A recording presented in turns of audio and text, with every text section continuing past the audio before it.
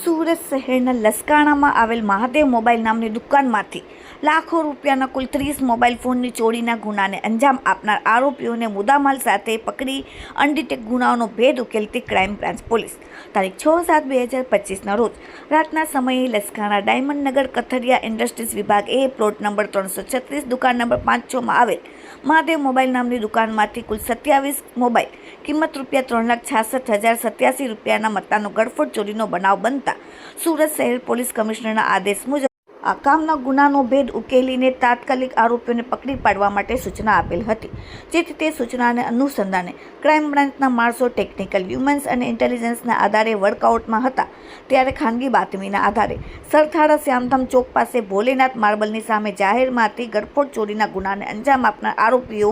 1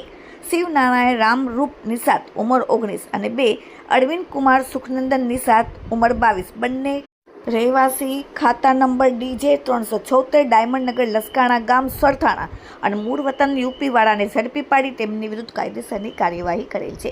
આરોપીઓની પૂછપરછમાં બંને કૌટુંબિક ભાઈઓ છે અને રોજગાર માટે અહીં સુરત આવેલ હતા અને જરી મશીન ચલાવવા મજૂરી કામ કરતા હતા, જેમાં સારા એવા રૂપિયા મળતા ન હોવાથી શોર્ટકટમાં રૂપિયા કમાવા માટે મજૂરી કામ કરતા હતા. તે નજીકમાં મહાદેવ મોબાઈલ નામની દુકાન આવેલ હતી, જેમાં કિંમતી મોબાઈલ ફોનની ચોરી કરી વતનમાં લઈ જઈ વેચાણ કરી રૂપિયા કમાવાની યોજના બનાવેલ. દુકાનમાં શટરના તારા તોડવા માટે હાર્ડવેરની દુકાનમાંથી કટર ખરીદી ગળફોડ ચોરીને ગુનાને અંજામ આપેલ હોવાની કબૂલાત કરેલ છે.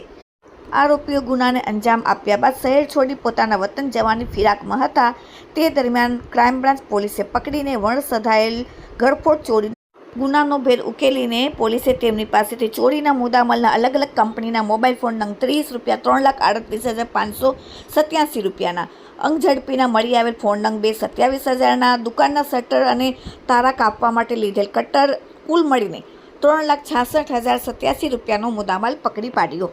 Bureau report, daily India TV, Surat.